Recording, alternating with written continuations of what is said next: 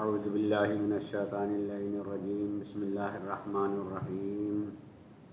الحمد للہ رب العالمین والصلاة والسلام علی اشرف الانبیاء والمرسلین سیدنا و نبینا و شفیع ذنوبنا و حبیب قلوبنا و طبیب نفوسنا ابی القاسم محمد وعلی اہل بیتہ الطیبین الطاہرین المعصومین لعنت اللہ علی اعدائهم اجمعین من یومنا ھذا الی یوم الدین اما بعد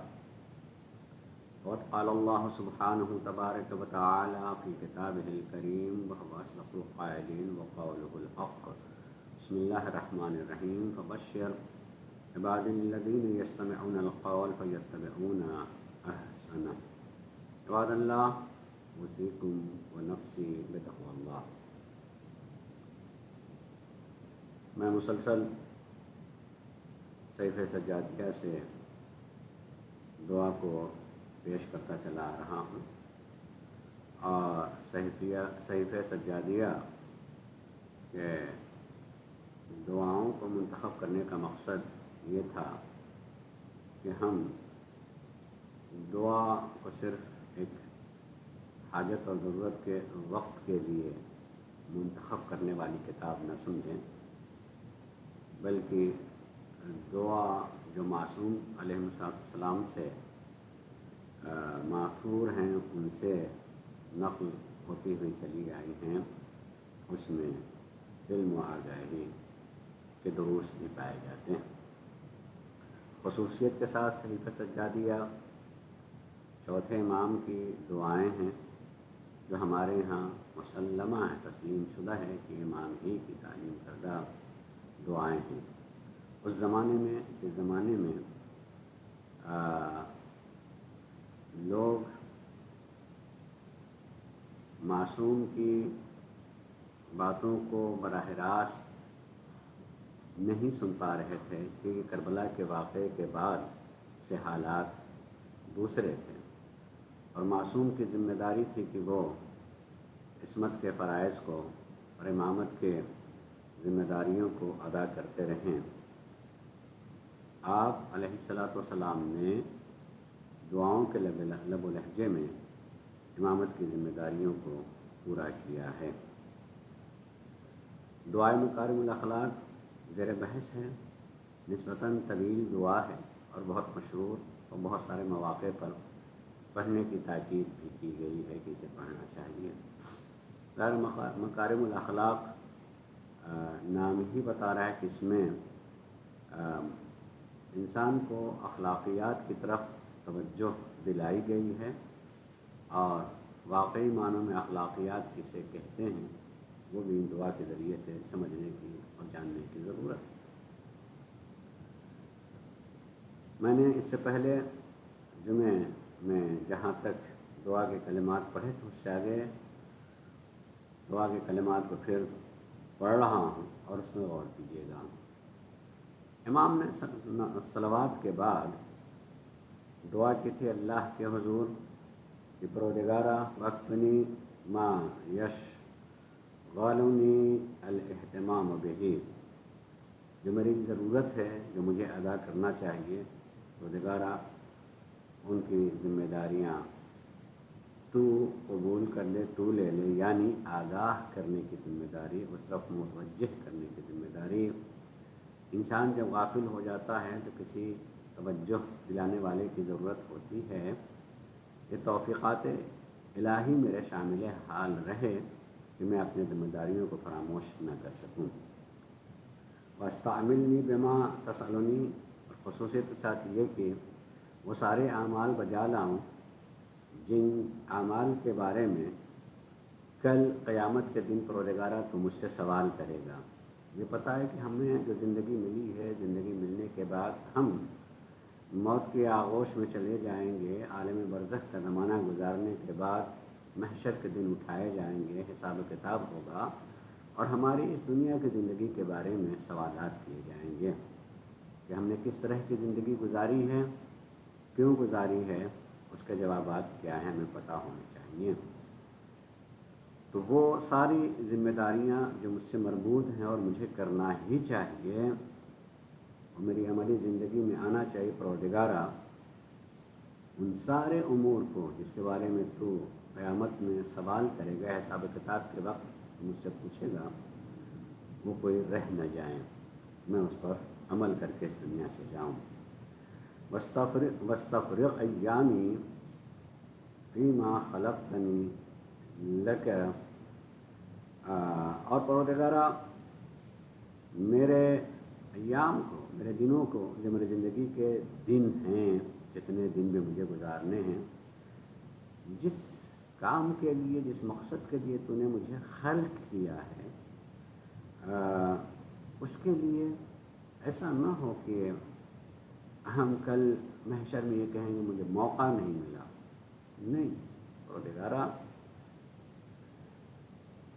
تو نے اگر کوئی چیز ہمارے اوپر فرض کیا ہے تو اس کے مواقع بھی تو نے فراہم کیے ہیں، اس لیے پروردگارا تیری توفیقات شامل حال رہے اور ہم ان ذمہ داریوں کو ادا کر کے جائیں۔ واغننی وعش علیہ فی رزق کا، اور مجھے مستغنی بنا، کسی کے سامنے ہاتھ پھیلانے کی ضرورت کے وقت نہ آئے، میرے رزق میں وسعت عنایت فرما۔ ظاہر جب رزق میں کمی ہوتی ہے تب آدمی ہاتھ پھیلاتا ہے دوسرے کے سامنے، معبود ایسا وقت میری زندگی میں نہ آئے۔ یہاں تک میں نے گزارش کی تھی، اب اس کے بعد کے جملے سنیے گا۔ امام دعا کے جملے فرماتے ہیں لا تفتنی بالنظر، فتنہ نظر سے بچایا کر رکھنا۔ اچھا، فتنہ نظر اصل میں یہاں جس رخ سے دعا کی جا رہی ہے اس میں فتنہ نظر کہ میرے پاس وہ چیز نہیں ہے جو میرے پڑوسی کے پاس ہے، یا کسی دوسرے کے ہاتھ میں وہ چیز ہے اور میری نظر اس پر ہے کہ اس کے پاس کیوں ہے اور میرے پاس کیوں نہیں ہے، اس کے پاس بڑا مکان کیوں ہے، میرے پاس ویسا مکان کیوں نہیں، اس کے پاس ایسی سواری کیوں ہے اور میرے پاس کیوں نہیں، اس کے پاس رہن سہن کے لباس کے اور ساری چیزیں ایسی ہیں، میرے پاس کیوں نہیں۔ یہ نگاہ کرنا اور یہ حساب کتاب کرنے کہ اس کے پاس کیوں ہے اور میرے پاس کیوں نہیں ہے، یہ فتنہ نظر ہے۔ یہ واقعاً اس کی وجہ سے انسان بہت ساری اخلاقی بیماریوں میں پڑ جاتا ہے اور نہ جانے کیسی کیسی بیماریوں سے دوچار ہو جائے گا کہ جس کا علاج ممکن نہیں رہ جاتا ہے۔ حسد جیسی بیماری اسی سے پیدا ہونے لگتی ہے، غیبت جیسی بیماریاں اس طرح سے پیدا ہوتی ہیں جب انسان دوسروں پر نظر رکھے اور اس کا حساب کتاب کرنے لگے اور اپنے کو اس سے تولنے لگے تو مسائل پیدا ہوتے ہیں۔ اگر وہ کم ہے اور خود میں بہتر ہوں تو دوسری بیماریاں پیدا ہوتی ہیں، غرور اپنے اندر پیدا ہونے لگتا ہے، تکبر اپنے اندر پیدا ہونے لگتا ہے، گھمنڈ سے دو چار آدمی ہو جاتا ہے۔ یہ ساری بیماریاں ہیں۔ بیماریوں سے بچنے کے لیے ابتدا کا نام ہے کہ فتنہ نظر، اس نگاہ سے کسی پر نظر رکھنا کہ اس کے پاس کیوں ہے میرے پاس کیوں نہیں ہے۔ معبود اس سے بچا لے، جو تو نے مجھے دیا ہے پروردگارا، تو نے خلق کیا ہے، تو جانتا ہے میری ضرورت کیا ہے، تو نے اتنی مجھے عطا کیا ہے۔ اور یہ دعا ہے کہ کبھی مجھے کسی کے سامنے ہاتھ پھیلانا نہ پڑے، تو میرے رزق میں اتنی وسعت دیتا رہے کہ مجھے، اور میرا اس مانگنے پر اعتبار ہو کہ معبود کبھی اپنے بندے کے سوال کو رد نہیں کرتا ہے۔ ادعونی استجب لکم وعدہ ہے کہ تم مجھ سے مانگو، میں تمہاری دعاؤں کو قبول کروں گا۔ تو اس کا مطلب یہ ہے کہ جس قدر بھی مجھے نصیب ہو رہا ہے وہ میرا نصیب ہے تیرے بارگاہ سے، وہی میرے قسمت میں ہے، یعنی میرے لیے میرا حصہ وہی ہے، اور اسی میں میری بھلائی ہے۔ جتنا تم نے عطا کیا ہے اسی میں بھلائی ہے، اس سے کم ہو جانے میں یا اس سے زیادہ ہونے میں ہو سکتا ہے دوسرا فتنہ حیات میرے یہاں پیدا ہو جائے۔ اس لیے کہ ولا تفتنی بالنظر، فتنہ نظر سے پروردگارا تو مجھے بچا لینا، وعزنی ولا تبتلینی بالکبر، اور پروردگارا تو مجھے عزت عنایت فرما لیکن تو مجھے کبر میں مبتلا نہ کرنا، گھمنڈ اور غرور میں مجھے مبتلا نہ کرنا، اس بلا اور آزمائش سے مجھے بچا لینا پروردگارا۔ دیکھیے ہوتا ایسا ہے کہ جب انسان کو کسی طرح کی عزت مل جاتی ہے، عزتوں کی بہت ساری صورتیں ہو سکتی ہیں۔ ہو سکتا ہے کہ بہت زیادہ اس کے پاس مال دنیا نہ ہو، لیکن لوگوں کی نگاہوں میں عظمت اس کی ہو، یہ بھی ایک بہت بڑی عزت ہوتی ہے۔ اور واقعی یہ عزت ہے کہ آدمی نہ اس کے مال کو دیکھ رہا ہے، نہ جمال کو دیکھ رہا ہے، کچھ نہیں دیکھ رہا ہے، اس کے باوجود بھی اس کو بہت ہی محترم مانتا ہے۔ اللہ تبارک و تعالیٰ نے عزت دی، کہیں اس عزت سے غرور نہ پیدا ہو جائے۔ پروردگارا اس غرور سے تو مجھے بچائے رکھنا۔ عزت کبھی انسان خود معیار بناتا ہے کہ عزت ہو سکتا ہے دولت کی وجہ سے ہو، عزت ہو سکتی ہے شہرت کی وجہ سے ہو، عزت ہو سکتی ہے کہ رہن سہن کے اعتبار سے ہو سکتی ہو، وہ بھی معیار عزت ہو سکتا ہے انسان کی نگاہ میں، دنیا کی نگاہ میں۔ اور وہ عزت کے ملنے کے بعد آدمی ہو سکتا ہے مبتلا غرور ہو جائے۔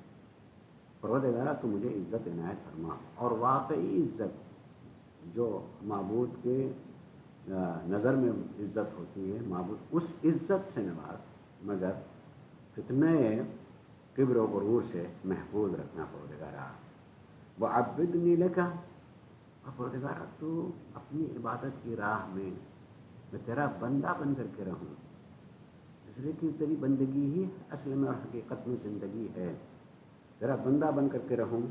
لا تفسد عبادتی بالعجب، اور ایسا نہ ہو کہ جب میں عبادتیں کرنے لگوں تو مجھے اپنی عبادت پر غرور اور گھمنڈ پیدا ہو جانے لگے کہ لوگ کس قدر غافل ہیں، عبادت نہیں کر رہے ہیں، مجھے دیکھیے کہ میں اتنا کر لیتا ہوں۔ اور اس میں انسان بہت شکل صورت میں مبتلا غرور ہو جاتا ہے کہ وہ کبھی دکھانے کے لیے، اکثر بیشتر اس کی عبادتیں دکھانے کے لیے ہو جاتی ہیں، ریا کے لیے ہو جاتی ہیں، اس کا لباس، اس کی شکل صورت اور اس کا وقت عبادت وغیرہ سب کچھ ہو سکتا ہے کہ دکھانے کے لیے ہو جائے۔ پروردگارا اس طرح کے وجوب سے اور خود پسندی سے مجھے محفوظ رکھنا۔ وَأَجِرْ لِلنَّاسِ عَلَى يَدِيَ الْخَيْرِ، اور پروردگارا میرے ہاتھوں سے لوگوں کے حق میں خیر جاری فرما، یعنی میں دوسروں کے لیے خیر اور نیکی کر سکوں میرے اللہ۔ پروردگار عالم سب کچھ وہی کرتا ہے، لیکن اللہ اپنے بندوں ہی میں سے بہت سارے بندوں کو دوسرے بندوں کے لیے ذریعہ بنا دیتا ہے کہ اس کے ذریعے سے دوسروں تک خیر پہنچے۔ ایک اللہ اپنے ایک بندے کو منتخب کر لیتا ہے اور بہت سارے خیر سے اس کو نواز دیتا ہے، اور اس لیے نوازتا ہے کہ یہ میرے دوسرے بندوں کے لیے ذریعہ خیر بن جائے۔ تو یہ دعا ہے کہ پروردگارا تو میرے ہاتھوں سے دوسرے کے لیے خیر کا سبب قرار دیں، کہ میرے ہاتھ یا میں خود ذاتی طور سے دوسروں کے لیے خیر کا سبب بنوں۔ ولا تمحقہ بالمن، لیکن جب میں خیر کروں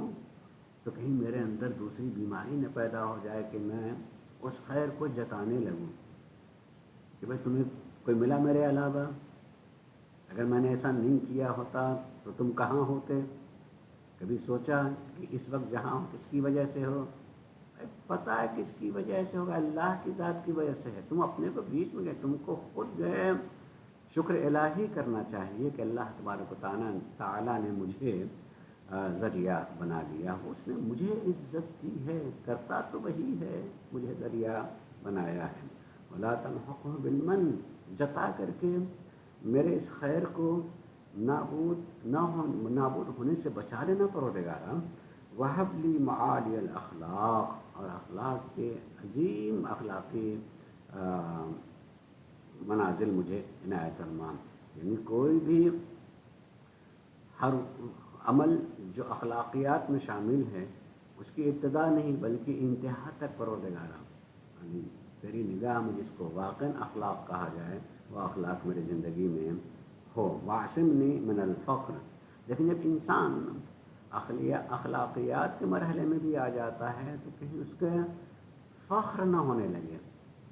دوسروں کے مقابلے میں اپنے کو بلند، یہ اسی اخلاقیات کی ضد ہو جاتی ہے۔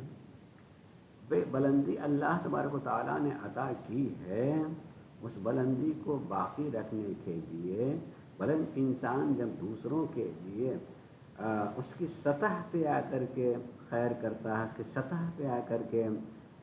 تعلیم و تربیت کرتا ہے تو وہ وصف بھی بلندی کی طرف آ جاتا ہے۔ لیکن جب کسی مرحلے میں کسی بلندی میں پہنچ گیا تو میں کسی دوسرے کو وہاں تک آنے ہی نہ دوں، وہاں تک پہنچنی نہ دوں، اور میں اس بلندی سے اس تک جانے کی صحیح کوشش نہ کروں، تو کیا ہوگا؟ یہ جو ہے گویا کہ اپنے اندر غرور اور فخر جو ہے پیدا ہو گیا، بے انتہا طریقے سے انسان جو ہے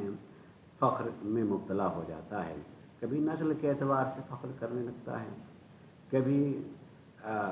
خاندانی کچھ ویلیو کے اعتبار سے فخر کرنے لگتا ہے، کچھ اپنے کردار کی وجہ سے فخر کرنے لگتا ہے، کچھ اپنے اعمال کی بنیاد پر فخر کرنے لگتا ہے کہ ہمارے یہاں سے دیکھیے پورے محلے میں جتنی بھی مسجدیں ہیں ہمارے گھر والوں میں خاندان والوں نے بنائی ہیں، جتنے امام بارگاہیں ہم نے بنا رکھی ہیں، جتنی منصالی مجالس ہوتی ہیں اس کے اخراجات ہم پورے کرتے ہیں، فخر کرنے لگنا۔ پروردگار جو کچھ ہوا ہے، معبود تو نے ذریعہ اور وسیلہ بنایا ہے اور کرنے والا تو ہے، تو نے ہمیں یہ عزت دی کہ ہم کو ذریعہ بنا دیا ہے، تو معبود ہمیں اس راہ میں لگا مگر کسی طریقے سے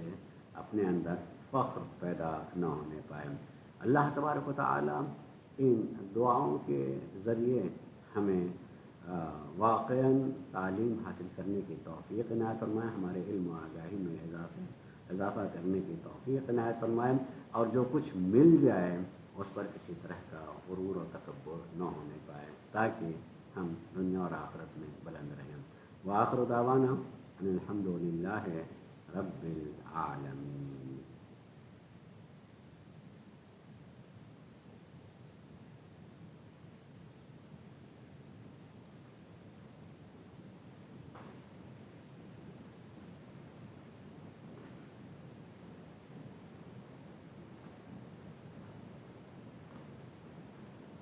اعوذ باللہ من الشیطان اللعین الرجیم، بسم اللہ الرحمن الرحیم، الحمد للہ رب العالمین،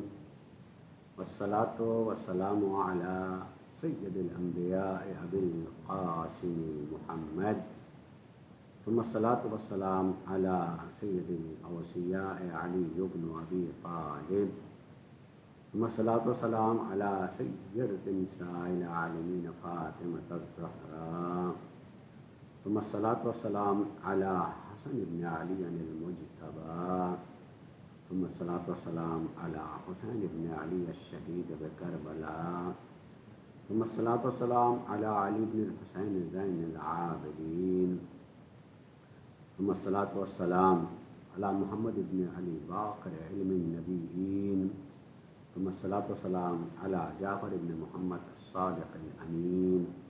ثم الصلاة والسلام على موسى بن جعفر الكاظم، ثم الصلاة والسلام على علي بن موسى الرضا، ثم الصلاة والسلام على محمد بن علي التقي الجواد، ثم الصلاة والسلام على محمد بن علي بن محمد التقي النقي الهادي، ثم الصلاة والسلام على حسن بن علي الزكي العسكري، ثم الصلاة والسلام على حجة ابن الحسن القائم المنتظر المهدي، أما بعد، وقد قال الله سبحانه تبارك وتعالى في كتابه الكريم وهو أصدق القائلين وقوله الحق، بسم الله الرحمن الرحيم، ألف لام ميم، أحسب الناس أن يتركوا أن يقولوا آمنا وهم لا يفتنون، عباد الله أوصيكم ونفسی بتقوی اللہ۔ دوسرا خطبہ معمولاً تاریخی مناسبت کو پیش نظر رکھ کے اسی سے مربوط ہوتا ہے۔ یہ ماہ محرم مسلسل مناسبت ہی ہے، اور 2 مہینے 8 دنوں تک جب ہم عزاداری کرتے ہیں، یہ سب کربلا کی مناسبت سے ہر دن اس لائق ہے کہ اس پر گفتگو کی جائے، اور گفتگو اس طریقے سے ہو کہ وہ دن ہمارے لیے ایک آئینے کی حیثیت رکھے، جس میں ہم اپنے کو دیکھ سکیں کہ ہم نے اس سے کیا سیکھا، کیا جانا، اور اپنی تعمیر کتنی کی ہے، اپنے کو بنایا کس طریقے سے ہے۔ آج محرم کی 8ویں تاریخ، یہ ہمارے یہاں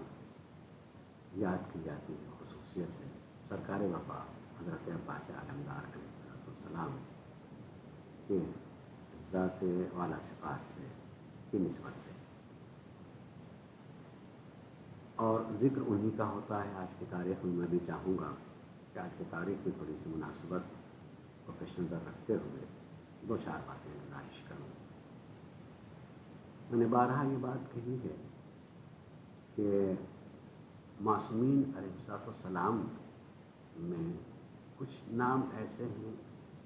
کہ جس ناموں کا تصور آتے یا اس نام کا زبان پہ آتے ہی ایک عجب سی کیفیت اپنے اندر پیدا ہوتی ہے، لیکن معصومین سے ہٹ کر کے اگر کوئی دوسری شخصیات کو دیکھا جائے تو 2 شخصیتیں ایسی ہیں جن کے نام زبان پہ آ جاتے ہیں یا جن کا تصور ہو جاتا ہے کہ بالکل ویسی ہی عجیب سی کیفیت اپنے اندر پیدا ہوتی ہے، جس کو لفظوں میں کم سے کم میں تو نہیں بیان کر سکتا ہوں، بس خالی اس کو تصور کر سکتا ہوں۔ معصومین میں سرکار سید الشہداء کا نام آتا ہے، یا خاتون جنت حضرت فاطمہ الزہرا سلام اللہ علیہا کا نام آتا ہے، تو یقیناً ایک عجب سا تصور، ایک عجب سی کیفیت اپنے خون میں، ضمیر میں، خمیر میں پیدا ہوتی ہے، اس کو لفظوں میں نہیں بیان کیا جا سکتا۔ لیکن تاریخ کربلا سے وابستہ ہو کر یہ 2 نام ایسے ہیں کہ بالکل ناموں کے تصور کے ساتھ ساتھ ایک کیفیت پیدا ہوتی ہے، اور وہ نام ہے جناب حضرت اولیاء مقام زینب کبریٰ سلام اللہ علیہا، اور دوسرا نام سرکار وفا حضرت عباس علمدار علیہ السلام۔ یہ تمام 2 نام اس معراج پر پہنچے ہوئے ہیں کہ جن ناموں کے زبان پہ آنے یا تصور اور خیال میں آنے سے کیفیت پیدا ہوتی ہے، باقی کیفیت پیدا ہوتی ہے۔ اور کیوں نہ ہو، ہم سرکار حضرت وفا کو وفا سے مربوط سمجھتے ہیں اور واقف ہیں۔ ہم علمدار کہیں ایک ہی نام ذہن میں آئے گا، ہم وفادار کہیں ایک ہی نام ذہن میں آئے گا۔ حالانکہ تاریخ عصمت کو پڑھا جائے، اولیاء الہی کا ذکر کیا جائے تو سب کے ہاں وفا پائی جاتی ہے، اور اکثر کے ہاں علمداری بھی پائی جاتی ہے، لیکن جب بھی وفا کا لفظ بولا جائے تو سرکار وفا کی ذات ذہن میں آتی ہے، اس لیے کہ وفا کو اس منزل تک پہنچایا ہے سرکار وفا نے میدان کربلا میں کہ آدمی تصور کرے، اور اگر اس حقیقت کو بیان کیا جو تصور نہیں کر سکتا ہے تو پہلے ہی دن اس کے ذہن میں ان کی وفا ذہن میں آ جائے گی۔ وفا اس کو کہا جاتا ہے، وفا معنی کے اعتبار سے پورا کرنا۔ پورا کرنا کس چیز کو؟ ظاہر پورا کرنے کی جو عہد و پیمان کر لیا ہے اس کی وفا کرنا۔ الوفا تو کیا میں نے اپنے عہد کی وفا کر دی، میں نے اپنے عہد کی وفا کر دی؟ یہ پتہ ہے روز عاشور جب نماز ظہر ہو رہی ہے تو ظہر کے نماز کے وقت جو 2 امام کے حکم پر امام کے صحابی کھڑے ہیں اور آتے ہوئے تیر کو اپنے سینوں پر لے رہے ہیں، نماز ختم ہوئی، یہ دونوں اپنی جگہ کھڑے نہ رہ پائے، اتنے تیر سینوں پر لگ چکے تھے کہ وہ گر گئے، امام نے بڑھ کر کے ان کے سر کو اپنے زانوں پہ رکھا. تو ایک صحابی نے یہی کہا تھا کہ حل اوفیت، تو کیا میں نے اپنے وعدے کو پورا کر دیا، میں نے اس کی وفا کر دی. تو خدا کی قسم خالی تصور سے دل کانپنے لگتا ہے. ہم کبھی سوچ بھی نہیں سکتے ہیں کہ اگر میں بھی وہاں ہوتا تو ایسا ہی کرتا. لیکن جو عظمت ان کی ہے اس عظمت تک کوئی نہیں پہنچ سکتا ہے. اب اس کے اعتبار سے جو انسان، جو صحابی اپنے سینے پر سارا تیر لے کر کے آخری وقت میں بھی یہ پوچھ رہا ہے کہ کیا میں نے وفا کیا، اس کے مقابلے میں سرکار وفا اپنے وفا کے مرحلے میں کس معراج پر موجود تھی. تو ان کے نام کے ساتھ وفا کی ہوئی، نام کے ساتھ، اور اسی نام کے ساتھ وفا کے ساتھ اپنے کو بھی یاد کرنا چاہیے، اپنے کو بھی جاننا چاہیے کہ ہم بھی زندگی میں بہت سی جگہوں پر وفا کے محتاج ہیں. ہم بھی وفا کر رہے ہیں، نہیں کر رہے. پہلے اللہ کے ذات کے حق میں ہم نے بہت سارے وعدے اللہ سے کیے ہیں، عہد پیمان اللہ سے کیے ہیں. تو اللہ سے کیے تو کبھی اپنا امتحان لینا چاہیے کہ میں نے اس وعدے کو وفا کی ہے یا نہیں کی ہے. دوسرے یہ کہ ہم نے خود معصومین صلی اللہ علیہ وسلم سے بہت سارے وعدوں عہد و پیمان کر رکھے ہیں، کیا ہم اس کی وفا کر رہے ہیں یا نہیں کر رہے ہیں. کم از کم آج کے دن کے صدقے میں ہمیں اس وفا کے لیے سوچنا چاہیے. بس خالی ایک بات کہہ کر کے کہ حضرت عباس کے وفا پر اعتبار کا عالم یہ ہے کہ جب حضرت امام حسین علیہ السلام علمدار کو فرات کے کنارے چھوڑا اور علم لے کر کے آ رہے ہیں، سکینہ منتظر تھی اور بچوں کو یہ کہہ رہی تھی کہ دیکھو میرے چچا آ رہے ہیں. لیکن جب قریب آئے ہیں امام حسین، دیکھا کہ علم تو ہے مگر علمدار نہیں ہے، خاموش ہو گئی. اور جیسے ہی حسین قریب آئے ہیں اور آگے بڑھ کر کے پوچھا کہ میرے چچا کہاں ہیں. دیکھیے یہ وفا پر اعتبار. بس ایک جملہ انشاءاللہ جب آپ سوچیں گے تو آپ کی آنکھوں میں آنسو آئیں گے. وفا پر اعتبار یہ ہے میرے چچا کہاں ہیں. امام حسین نے پوچھا مگر بیٹی کیوں انتظار کر رہے. جملہ سنیے، جناب سکینہ کہتی ہیں انہو وعدنی بالماء، میرے چچا نے مجھ سے پانی کا وعدہ کیا ہے. وہ بے وفا نہیں ہیں، وہ ضرور پانی لے کر کے آئیں گے. اب ایسے مرحلے میں سوچیں جب سکینہ نے کہا ہوگا کہ انہوں نے مجھ سے پانی کا وعدہ کیا ہے، پانی لانے کا وعدہ کیا ہے، امام حسین پر کیا گزری ہوگی. امام حسین نے خالی اتنی ہی کہا بیٹی اب انتظار نہ کرو، چچا کبھی نہیں آئے. بس یہی وہ مرحلہ تھا جہاں سکینہ نے شاید یہ چیخ کے کہا ہوگا چچا آ جائیے. اب سکینہ کبھی پانی نہیں مانگے گی، سکینہ کبھی پانی نہیں مانگے گی. وفا کا یہ عالم تھا کہ شجاعت ہوتے ہوئے بھی اپنی ذات کو امام حسین اور اہل بیت کے حوالے کر رکھا تھا کہ ان کی رضا کے بغیر کوئی بھی کام نہ کریں. اور پروردگار عالم ہم سب کو حضرت سرکار وفا کی ذات سے وفا سیکھنے کی توفیق عنایت فرمائے. وآخر دعوانا الحمدللہ رب العالمین. بسم اللہ الرحمن الرحیم. العصر ان الانسان لفی خسر الا الذین آمنوا وعملوا الصالحات وتواصوا بالحق وتواصوا بالصبر.